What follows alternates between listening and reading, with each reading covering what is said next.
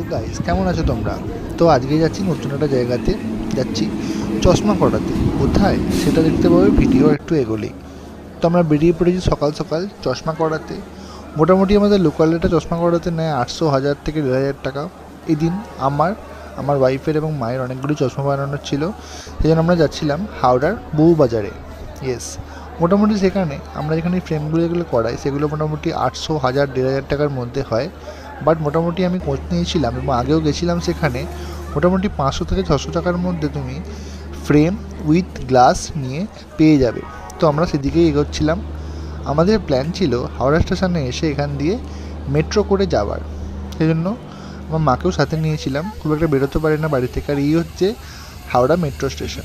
মোটামুটি মেট্রো অন্য দিনের তুলনায় অনেকটাই খালি ছিল, আর আমরা বেরিয়েছিলাম স্যাটারডের দিন। তো ফাইনালি পৌঁছে গেছি মেট্রোর গেটে। এখান দিয়ে আমরা টিকিট কেটে আস্তে আস্তে এগিয়ে যাব মেট্রো স্টেশনের দিকে।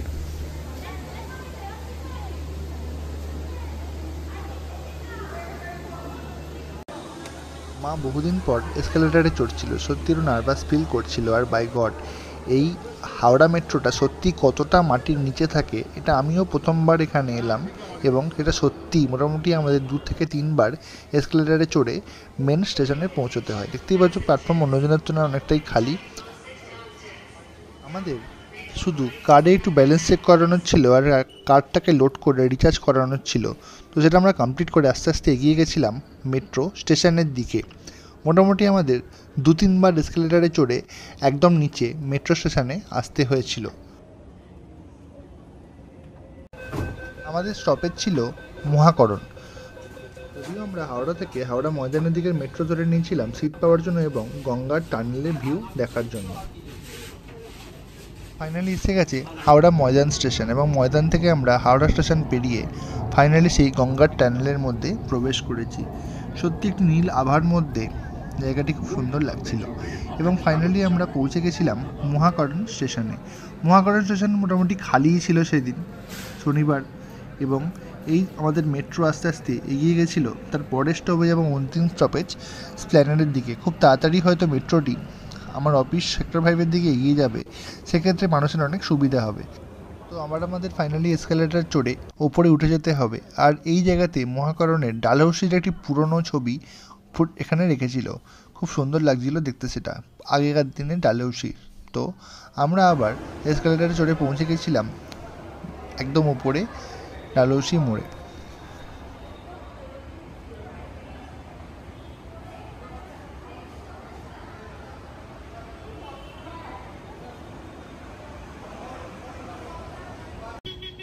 তোমরা ডালহৌসি মোড়ে এসে 6 নম্বর গেট দিয়ে বেরিয়ে স্ট্রেট চার্চের দিকে আসবে, এবং চার্চের দিকে এসে ডান দিকে হাঁটা শুরু করবে টুয়ার্ডস লালবাজার। ফাইনালি আমরা কলকাতা পুলিশের হেডকোয়ার্টার লালবাজার ক্রস করে এগিয়ে গেছিলাম সোজা বউবাজারের দিকে। মোটামুটি আমাদের মেট্রো স্টেশন থেকে হেঁটে ওই দোকানে পৌঁছতে সময় লাগবে ওই 10 মিনিট থেকে 12 মিনিট ম্যাক্সিমাম। কিছুটা এগোনোর পর যখন বউবাজার শুরু হবে দেখতে পাবে চারিদিকে শুধু চশমার দোকান আর ঘড়ির দোকান এখানে তোমরা পেয়ে যাবে। তো আমরা অনেকটা এগিয়ে আমাদের যে দোকানে আমরা গেছিলাম সেটি ছিল আরামবাগ অপটিক্যালস। এখানে মোটামুটি তোমরা বিভিন্ন কালারের বিভিন্ন ডিজাইনের চশমা, রিমলেস চশমাও এখানে পেয়ে যাবে। তো আমরা আমাদের পছন্দ মতো চশমা দেখতে শুরু করেছিলাম। আমাদের মোটামুটি 6 থেকে 7খানা মতো চশমা নেওয়ার ছিল। যেহেতু দামটা কম ছিল আমরা পাহাড়ের মোটামুটি 1-2 করে চশমা তো নেওয়ার প্ল্যান করেই নিয়েছিলাম।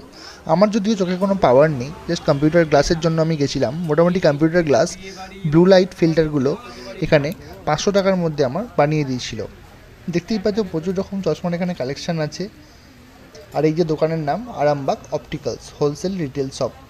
ফোন নাম্বারটা আমার ডেসক্রিপশন বক্সে আমি দিয়ে দেবো।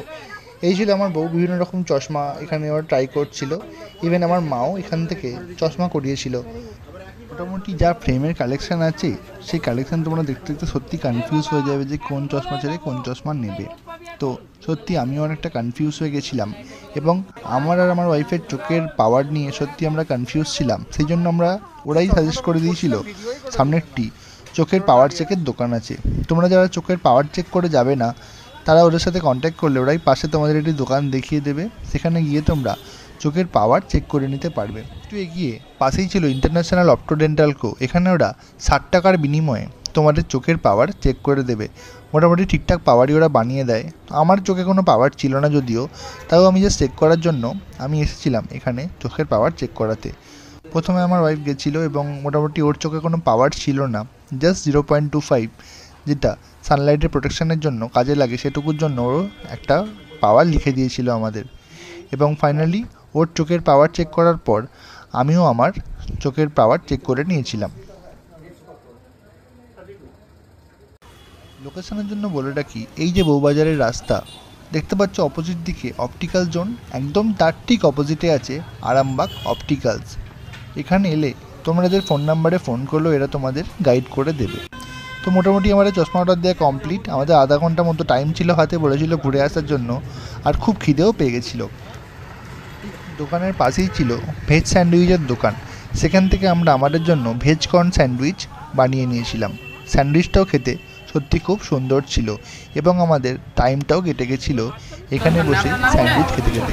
ফাইনালি চশমা রেডি হয়ে গেছে। এইগুলো ছিল আমাদের ফ্রেম আর এগুলো ছিল মায়ের ফ্রেম।